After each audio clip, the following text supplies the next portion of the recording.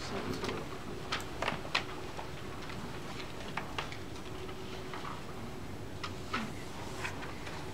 Get a motion to accept our personnel agenda. Does anyone need anything pulled separately? I make a motion to accept the personnel agenda item A through W with the changes addressed in the beginning of the meeting. Second. All in favor? All opposed? Abstain. I'm sorry, Dave, I didn't see your vote. He was Yes. I'm sorry. Thank you. Yeah. It says Carter abstained. Right, just got that.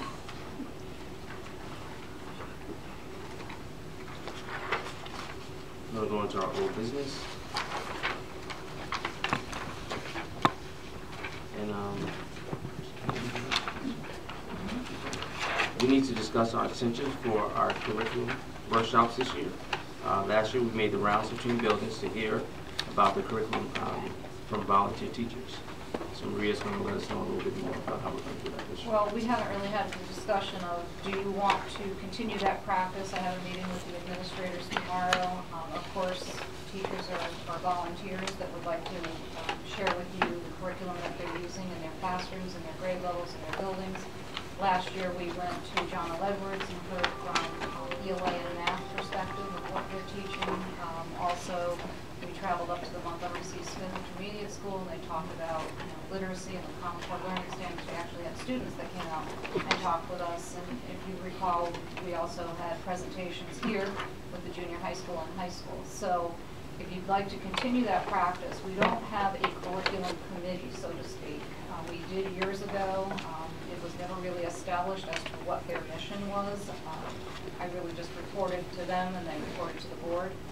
But these have been actual curriculum walkthroughs where you're going to the building and seeing the curriculum through the eyes of the teachers and in some cases the students. So just a discussion on whether you'd like to continue that practice, then I would have to talk to the administrators tomorrow to see when they may be prepared to do that. And hopefully hear from different people. I loved the workshops last year. They were awesome. And I would love to see that happen. Okay, so I will get back to the board then on possible dates. We left off the locations of our board meetings because if we're rotating through the buildings, it just makes sense to stay there and start our board meetings there. So once I talk to the administrators, I'll come back to the board and then we can confirm everything, okay? So it would be 6 p.m. no one can 6 p.m. It's an hour before the regular board meeting would begin. So 6 o'clock walkthroughs and then to your board meeting. So it would happen 4 times over the year for each building. Thank you, Maria. We're going to have our committee reports at this time. Do we have nothing for audit? Dave, you have anything for facilities? Yes, I do. We had a meeting August 26th. We spoke briefly about the building use and fees. What we decided to do was to have the policy committee review that policy and bring any recommendations and changes to the full board. We were going to solicit some other different policies from other school districts to see how they work it. So I think what the biggest thing, there's a lot of labor and energy that gets expended when people use the school. So we really need to get a handle on which way we're going to go. There's also some legal things that also came about in regards to that. So we're still working on that. That remains something that's ongoing. Of course, we all know traffic flow remains a safety issue at a lot of our campuses.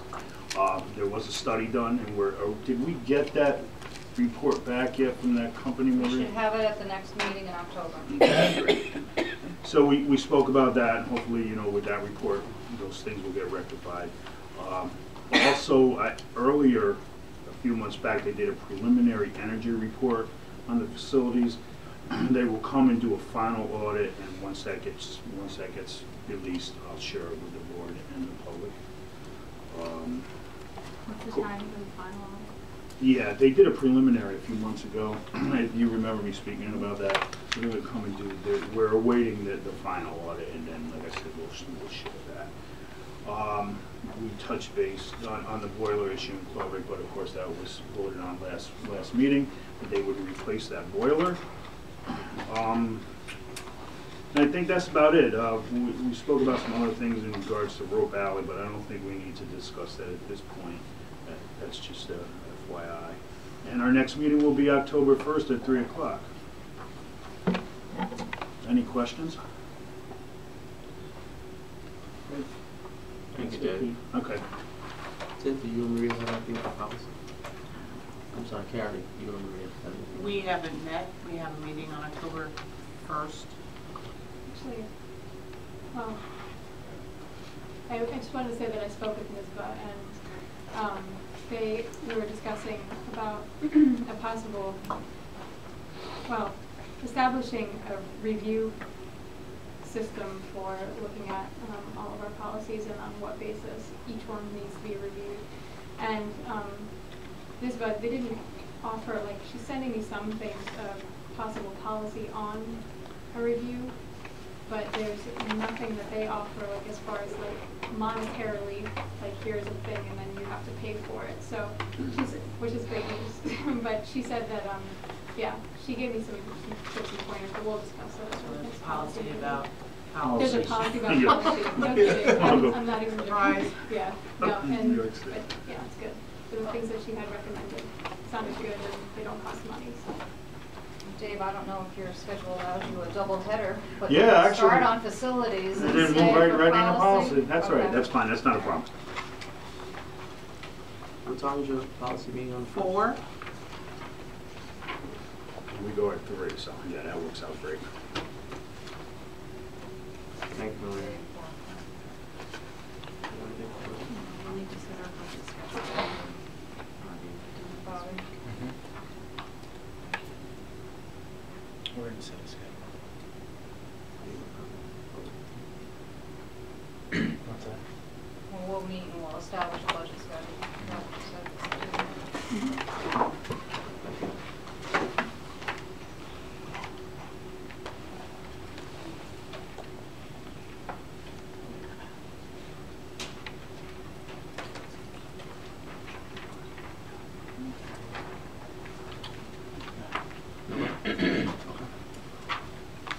There's no one on our 3-minute per person limit for public forum.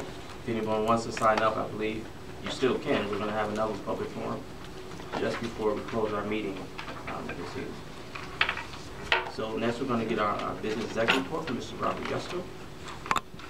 Okay, just to update the board, something that the previous board president had asked me to take a look at, the pilot costs. Well, I guess not cost, but pilot revenue versus the revenue we would be receiving had the properties not been pilots. We have 2 categories of pilots. We have county pilots and city pilots. Pilots, just for those of you who don't know, are payment in lieu of taxes. So basically, instead of paying tax on a certain assessed value with a particular tax rate that's calculated through our tax warrant, the business has an agreement with the city or local agency that grants them a payment in lieu of those taxes. So just to go over the county pilots first, right now we have 3 on our books, and those pilot revenues for the county total $109,976 for the 14-15 year.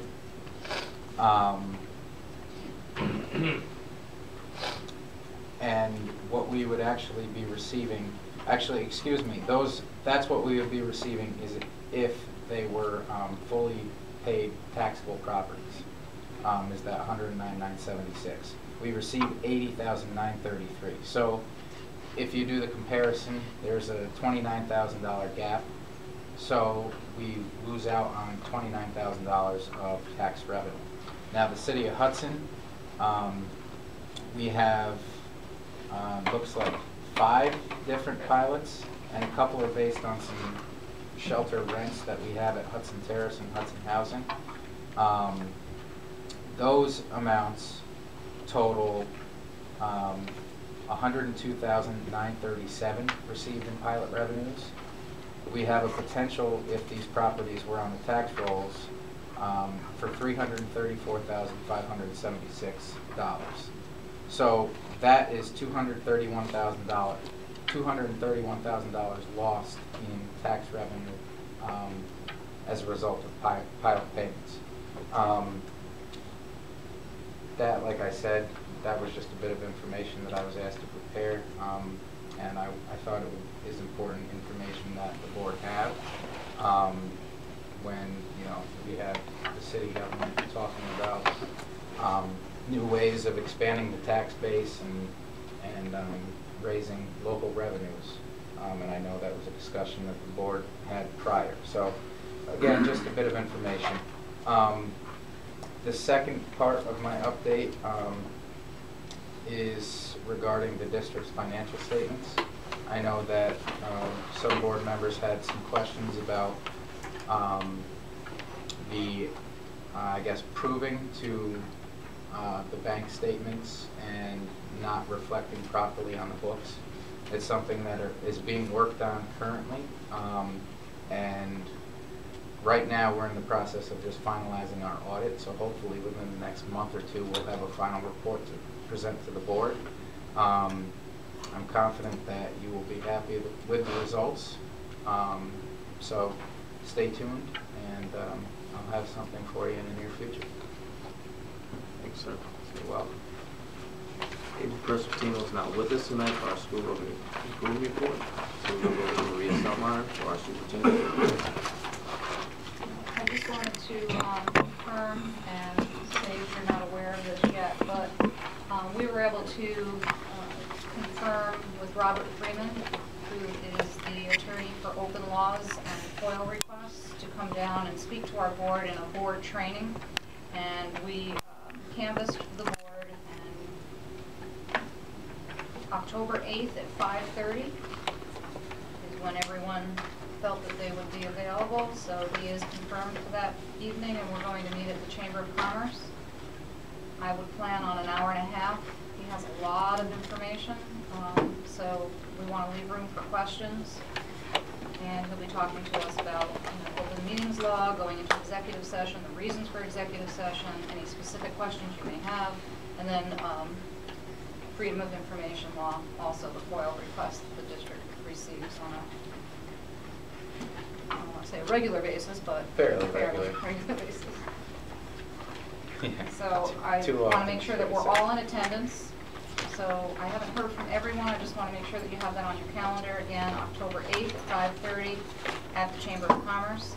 Another thing that I would like to do, essentially we have a new board, and in order to help people to understand the responsibilities of an elected official, the responsibilities of the superintendent, then we would like to convene a training. Gladys Cruz has agreed to come down. She's only available on Saturday mornings. So if we want to do something like, 8 to 11 or 8 to 12, whatever she may need, we could do a Saturday morning, and that would really be helpful to talk about, the responsibilities of the superintendent, the division of duties between the Board of Education, the responsibilities of individual board members as a collective body as well. So that would be really beneficial. I would need to know what Saturdays to avoid, or if you can't do a Saturday at all, we'd have to look to see what other options are. But if we could just have you look at your calendars and give me an idea, email me, call me, let me know, so that I can get Gladys confirmed. No, you have asked everyone to bring the calendars. Is there some dates that you wanted us to kind of put out there tonight? No, it's really open. I'm open on Saturdays. I just need to know in advance so that I can plan accordingly. So. Are you thinking we're October, during the month of October? Yeah, we're almost out of the weekends in September. I'm not available. Well, I was thinking for November. No, if we could do, Derek? I work every Saturday. Every Saturday? And Sunday. Okay. I could do the 5:30. I mean, I can ask Gladys if evenings are better, I could see if she could do, and the earliest, from what I could see from my emails last week, is 5:30 is the earliest that we could begin. And I could see if she's available. Would that work? If we could find another 5:30? Okay. Let me talk to Gladys. If not, then we'll just have to try to do it with the majority and get any handouts as possible. I think it's important work, especially when you have several new board members, to really help you understand what your responsibilities are, know our policies, and kind of the protocol of operating as a board.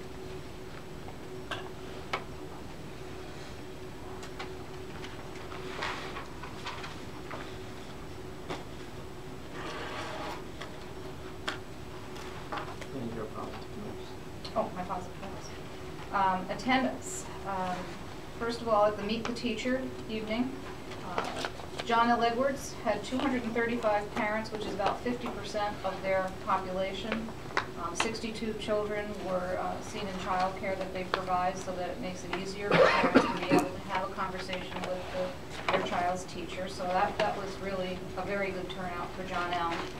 At the junior high school, there were 75 schedules given out, so whether that was one parent or two parents, basically how they took attendance was the number of schedules that were given out to families. That's about a quarter, it's 27% of their population at the junior high school came out to meet the teacher night. And at the high school, there were 140 parents or guardians, and that's about 28%, which is up, Mr. Abitabel, am I right, or is that typical? 20, we're right in the middle, 25 to 30 Yeah. since I've been here. And you notice that. Now, the Montgomery C. Smith Intermediate School is this Wednesday evening, so we'll report out at the next board meeting. You can pretty much see as students get older, the parent involvement starts to drop, and that's typical across school districts, but we've been really doing a good job of trying to meet the needs of the parents. I know there was a new format at the high school this year where all the teachers were in the cafeteria, so they didn't have to follow the schedule and go throughout the building, which can be quite time consuming to get from one end to the other. So they were able to go in and meet all the parents in one area, which cut down on the time frame. So I've heard some positive things about that. I was at John L. I thought it was great. I thought they did a good job. I thought Mr. Spice, a lot of enthusiasm. Yeah. So 50%, you do see how it goes down, but you know, at John L. I thought it was great. They did. Like, all the teachers were right there in the lunchroom and everything. So they did an excellent job. Good. Thank you for that feedback.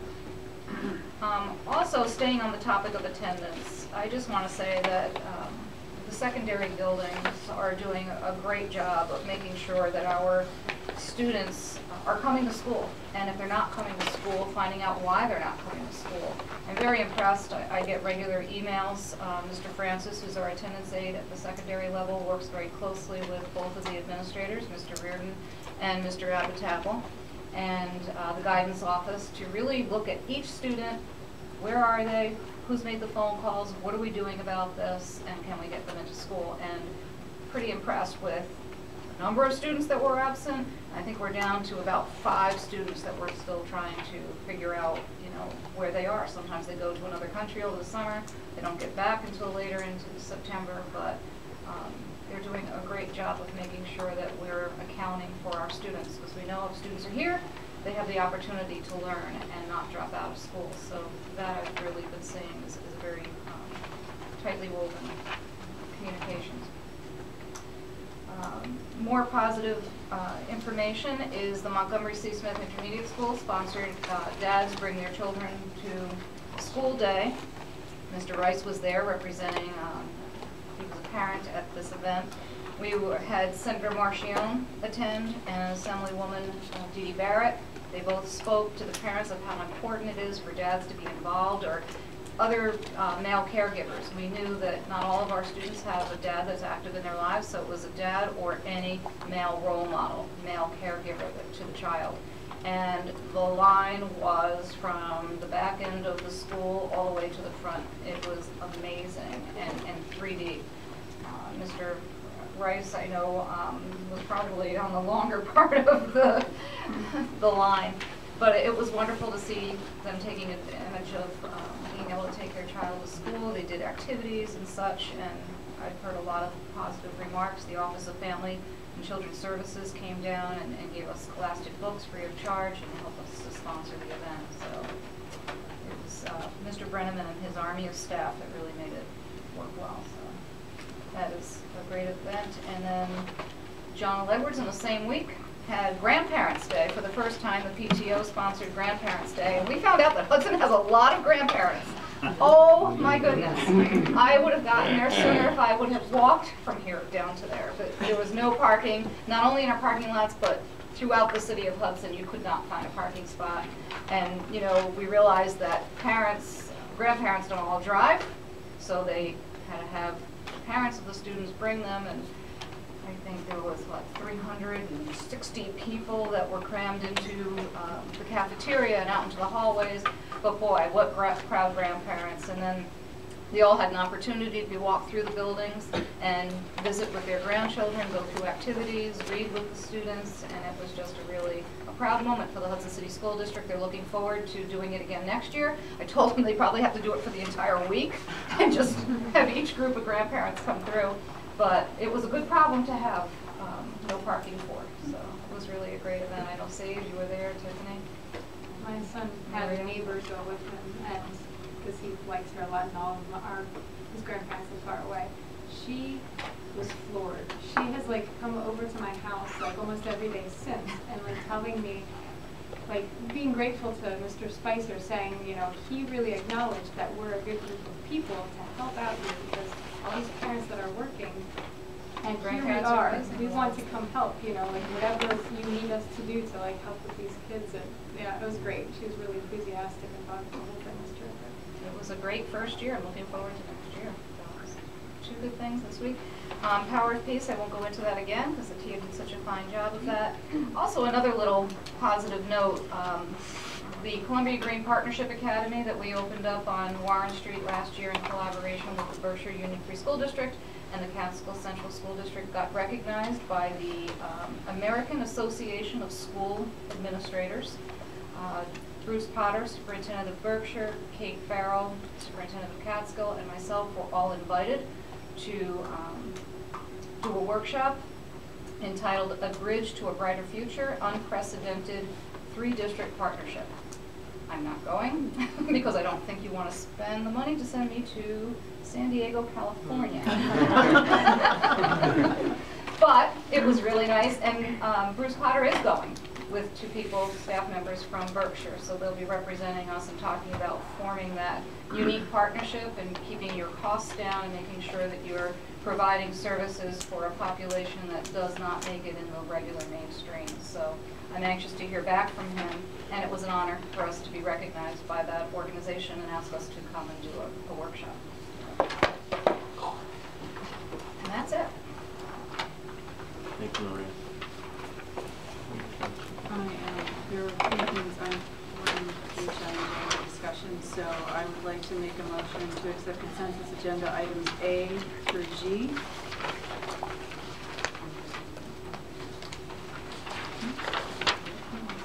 I'm not, no, I don't, but I'm just saying.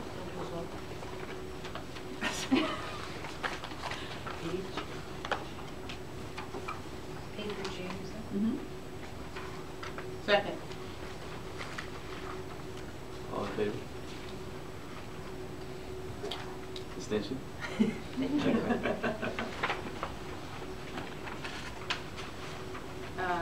Consensus item, I make a motion to accept consensus agenda items H through J.